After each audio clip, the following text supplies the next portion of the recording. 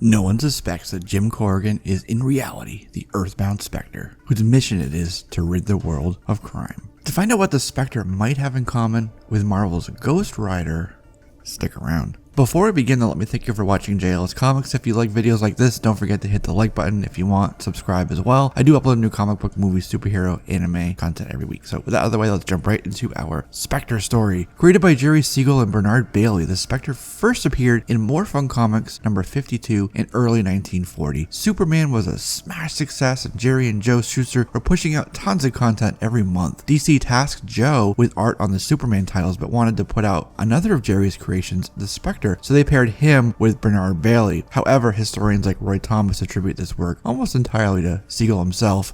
Jim Corrigan was murdered by a gang of thugs and tossed in a river left to die, but Jim's spirit refused to stay in the afterlife. Jim is sent back to Earth with the Voice, an analog for God, as his internal guide. As the eerie anti-hero Spectre, Jim's method for justice is brutal, bloody, and it comes in the darkest of forms. He's not held back by the morals of Superman. He's held to a higher power. He's held to a higher authority. The Spectre has his own rules for justice. He's not beholden to the American justice system or societal norms. Only the Voice is his compass. He is judge, jury, and executioner all in one. He's a grim wraith, the wrath of vengeance, walking the earth alone. By issue 74 of More Fun Comics, cover dated the same month as the attack on Pearl Harbor, the Spectre joined the ranks of other costume crime fighters and found his own sidekick in Percival Pop, the Super Cop. And after joining the Justice Society in the pages of All-Star Comics, his methods of dispatching victims became more tame, more in line with other superheroes of the time, and of course with Comics Code Authority. He also left his fiancée, Clarice Winston, believing his newfound superhero status was not fair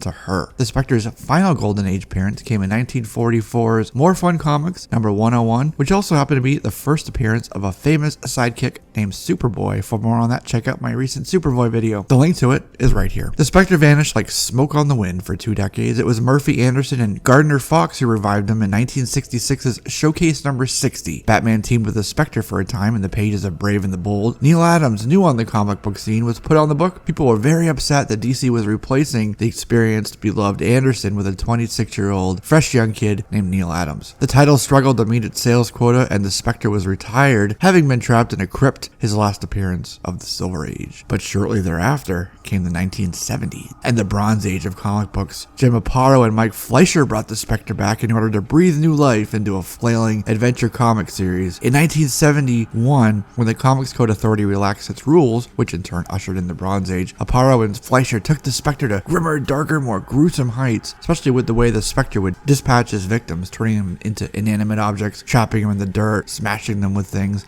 not directly killing them, but murdering them nonetheless. Some readers were absolutely appalled by this and wrote in with their concerns, and that's when Aparo introduced Earl Crawford in issue 435 as an in-story representation of these concerns. In Swamp Thing Annual 2, Alan Moore told us where the Spectre had been. He was guarding an entrance to hell. Doug Munch's late 80s series, The Spectre, found him greatly depowered. As a punishment, he had found a great evil beast in Alan Moore's American Gothic and lost and later punished by God and Roy Thomas during the last days of the JSA. Despite his depowering, it was only he who could stand toe-to-toe in Crisis on Infinite Earths against the Anti-Monitor, although he did fail. In fact, he is one of the few people who actually remember the Crisis on Infinite Earths as told by Kevin Smith and Peter David. This is where Doug explored the idea that Jim and the Spectre were two separate entities. Frequent guests included Madame Xanadu, Dr. Fate, Deadman, and his office assistant, a great sidekick named Kim Lang. The series started off great, but as it changed direction, lost its readership, and it was cancelled early. Hence, the Spectre's Bronze Age drew to a close. In the early 90s, and with the dawn of the modern age of comics, John Ostrander took on the embodiment of the wrath of God. It was here in Ostrander's run that we learned that the Spectre was part of Lucifer's rebellion, and he's actually a fallen angel named Aztar. See, Aztar, the spirit of vengeance, sidebar, there's your Ghost Rider connection, apologized to God, and God accepted the apology but tasked him with being his wrath as a punishment.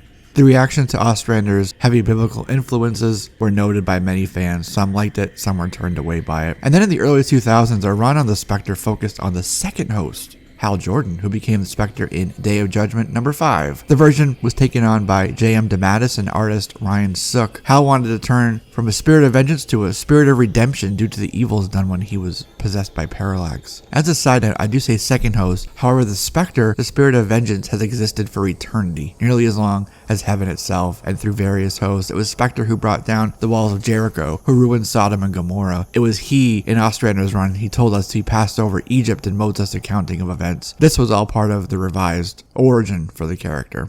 But in terms of publication history for DC, he is the second that we knew about. The Spectre is so powerful, basically God manifested as a human. As one of the most powerful beings in all of DC Comics, he's immortal, invulnerable, and not beholden to the normal laws of space and time. His justice and his punishment can come in any form that Corrigan imagines. That said, his power is not limitless. He has to stay within the guidelines that the voice has set up for him, lest he face their presence, and he does need a human host, but outside of that, he's only limited by Corrigan's own imagination. And this imagination comes into play, especially in the more horrific matters where he dispatches his victims. In 2005's Day of Vengeance, Spectre traveled to the Rock of Eternity and is able to say Shazam to turn Shazam back into Billy Batson. He uses his own word against him. The fact that the Spectre can use Shazam's own magic against him is a representation of his off-the-charts power level. Tricked by Eclipso into believing that magic went against nature and therefore was evil, the Spectre wanted to wipe out all magic in the universe. This is why he went against Shazam, Dr. Fate, Nightshade, Madame Xanadu, who we've seen in other volumes. Day of Vengeance led to Infinite Crisis. There was a cop named Crispus Allen who became the Spectre, this third Spectre in fact, in 2006's Infinite Crisis number 4. Crispus worked for GCPD with his partner Renee Montoya. There was an internal affairs investigation resulting from a missing bullet that ended with a CST, crime scene technician, named Jim Corrigan, who shot Crispus in the back. That was Gotham Central number 38, by the way. When Allen was on the cold metal morgue slab, the Presence chose him as the new host. Crispus' own son Malcolm ended up shooting and killing Jim Corrigan, which Crispin, as Spectre, witnessed, and after judgment of his own son, fully bonds with the voice. In Final Crisis, after a battle with Dr. Light, swore off the power of God, but instead of having his powers stripped, was tasked to go after Renee Montoya. As he was about to enact his vengeance upon Renee, the spirit of mercy named Radiant intervened. Then, in Blackest Night, Green Lantern villain named Black Hand, whose name is a nod to Bill Finger by the way, declared that the only way the universe could be at peace and balance is if the Spectre is taken off the board. Soon thereafter, Crispus is turned into the Black Lantern Spectre, with the Spectre now trapped inside its host. But the Spectre's not happy with being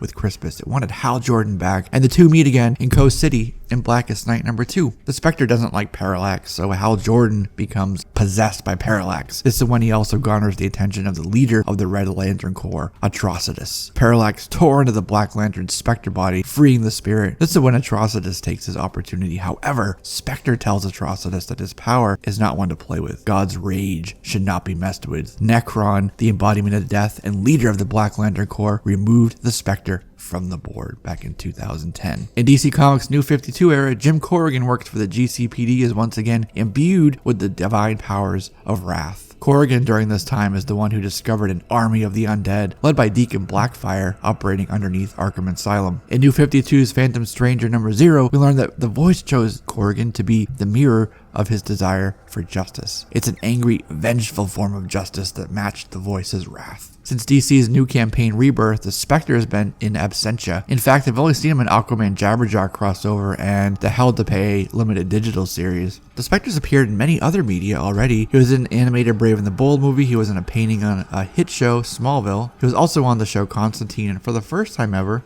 in theaters in the animated Teen Titans Go to the Movies. He's also been a part of the video game realm, such as his inclusion in LEGO DC Supervillains. So he's not seen that much these days, but the Spectre is definitely still around. Is he trapped by Dr. Manhattan or somewhere else in the multiverse? Who knows at this point, but hopefully he'll be making a comeback soon. Thanks for watching and listening, my friends. If you're here and haven't already done so, hit the subscribe button and join this rapidly growing JLS Comics family. Be one of the first to know when we upload new content each week. I'm Jesse, this is JLS Comics, and I'll see you soon.